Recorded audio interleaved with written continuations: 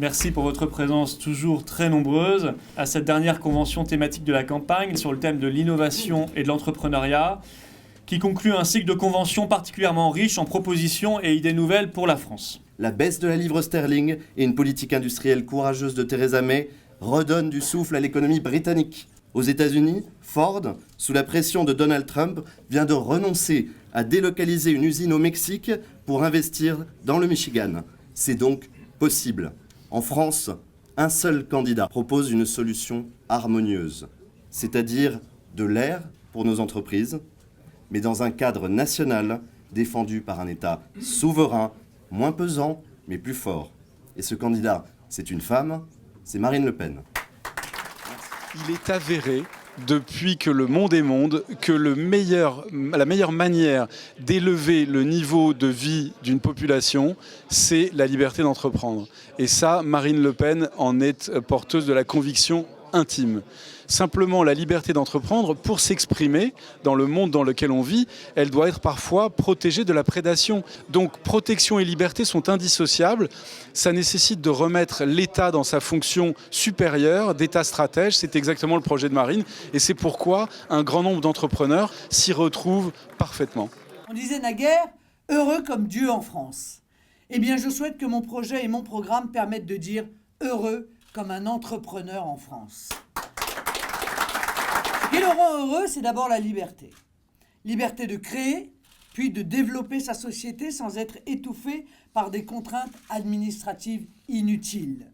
C'est pourquoi je mettrai en place un véritable guichet unique qui sera le trait d'union entre les entreprises et les administrations.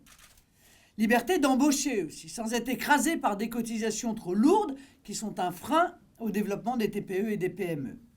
Liberté d'évoluer sans être freiné par les banques, que nous inciterons concrètement à proposer des prêts de trésorerie. Développerons des dispositifs de financement innovants et participatifs aussi pour que l'épargne des Français soit en priorité orientée vers les entreprises françaises. Bien sûr, parce que c'est l'entreprise qui crée l'emploi, c'est personne d'autre. Les politiques pensent parfois que c'est eux qui créent l'emploi, mais ça n'est pas le cas. Bon. Or, ces entreprises sont aujourd'hui confrontées à une course d'obstacles.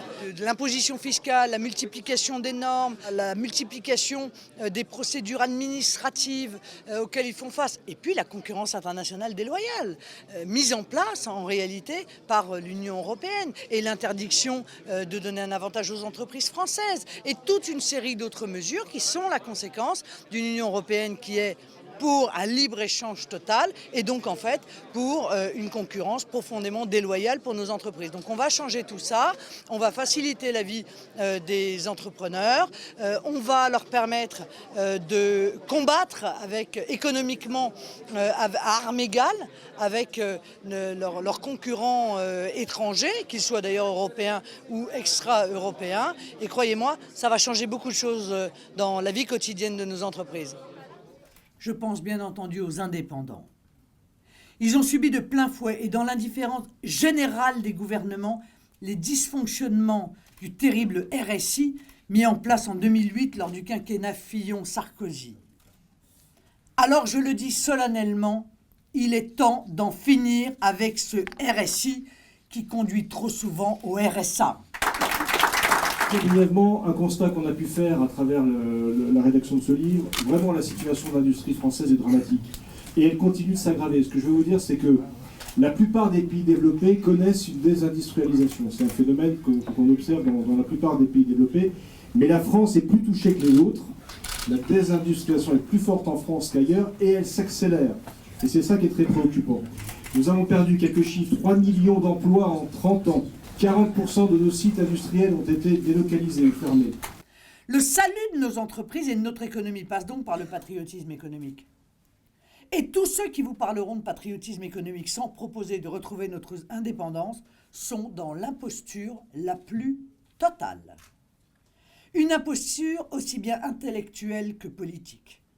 Car toute forme de patriotisme économique et de protectionnisme intelligent est impossible tant que nous serons prisonniers de l'Union européenne et de l'euro. L'Union européenne empêche les consommateurs de savoir d'où viennent les produits qu'ils achètent.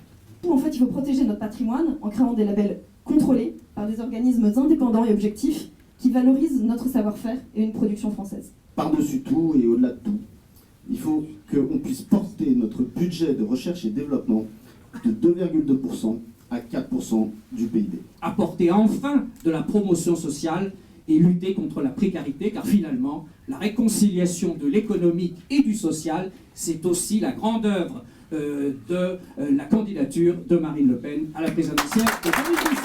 Merci. Les collectifs ont fait un travail remarquable. Les collectifs, c'est l'émanation de la société civile.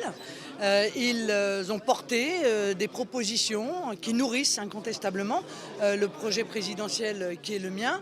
Et c'est vrai que je ne peux que me réjouir parce que ces propositions sont des propositions pragmatiques qui sont issues de l'expertise au sens de l'expérience. J'espère que d'ailleurs ces collectifs ne s'arrêteront pas là. Ils continueront à travailler, à se réunir au cours des mois et des années qui viennent.